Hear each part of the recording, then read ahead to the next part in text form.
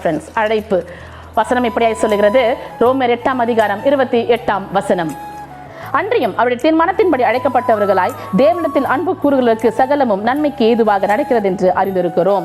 தேவனிடத்தில் அன்பு கூறுகிற யாவருக்கும் சகலமும் நன்மைக்கு ஏதுவாய் தான் நடக்கும். எப்பொழுது என் வாழ்க்கையில இப்படித்தான் வேண்டும் என்று இல்லாமல் கர்த்தருடைய சித்தத்தின்படி வேண்டும் என்று யோசிக்கிறோம் அல்லவா, கர்த்தருடைய சித்தம் எதுவோ அது என் வாழ்க்கையில் நடக்க வேண்டும் என்று ஜெபிக்கின்றோம் அல்லவா, அவர்களுக்கு சகலமும் நன்மைக்கு ஏதுவாய் தான் நடந்து முடிக்குமாம். வேத வசனம் நமக்கு பவுல் அழகாய் சொல்லுகிறார். இன்று என்னுடைய வாழ்க்கையிலும் சரி உங்களுடைய வாழ்க்கையிலும் சரி தேவனுடைய சித்தத்திற்காக ஜெபிக்கின்றோமா அல்லது இப்படித்தான் எனக்கு வேண்டும் என்று யோசிக்கிறோமா?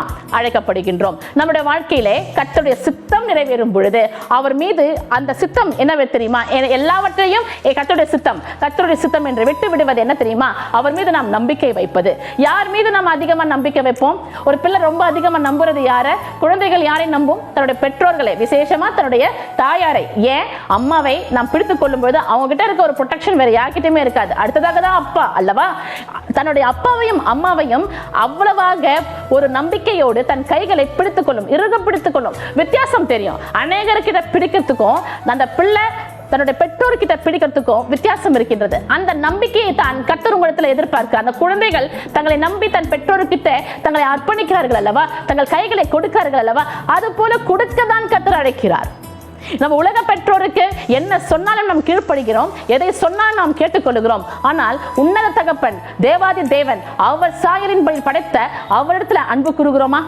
எது மீதோ நமக்கு அன்பு இருக்கு, யார் யார் மீதோ நம்பிக்கை வைக்கிறோம், என்னென்னமோ விதமான யோசனைகளை யோசிக்கிறோம், திட்டங்களை தீட்டுகிறோம். எல்லாம் சரி, கர்த்தருடைய சித்தம் என்னவென்பதை கேட்டிருக்கிறோமா?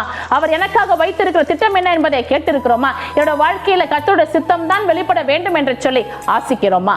அழைக்கப்படுகின்றோம். உங்களுக்கும் எனக்கும் வசனம் சொல்லுகிறது, அவர் மீது அன்பு கூறுகளுக்கு சகலமும் நன்மைக்கு எதுவாக தான் முடியும். ஒருவேளை நீங்கள் ஏதோ ஒரு விஷயத்துக்காக எதிர்பார்த்து கொண்டிருக்கிறீர்களா? உங்களோட வாழ்க்கையில ஏதோ ஒரு விஷயம் நடக்காமல் அநேகம் தடைப்பட்டு இருக்கிறதா? நீங்கள் அதை கர்த்தருடைய சித்தத்துக்கு விட்டு பாருங்களேன். நீங்கள் இதுவரையிலும் எடுத்த முயற்சிகள் எல்லாவற்றையும் விட்டு விடுங்க, அதெல்லாத்தையும் டெலீட் பண்ணி விட்டுருங்க. ஆனா நீங்க இன்று ஜெபியுங்கள், இன்று முதல் ஜெபியுங்கள், உங்க சித்தம் ஏசப்பா உமக்கு சித்தமா இருந்தா இந்த விஷயம் எனக்கு நடக்கட்டும், இல்லை என்று சொன்னால் நீர் எல்லாவற்றையும் நன்மைக்கு ஏதுவாக செய்து முடிக்க வல்லவர் என்று சொல்லி ஜெபித்து பாருங்கள். உங்கள் வாழ்க்கையில் மாறுதலாய் முடியும். Have a blessed day. Praise be to God.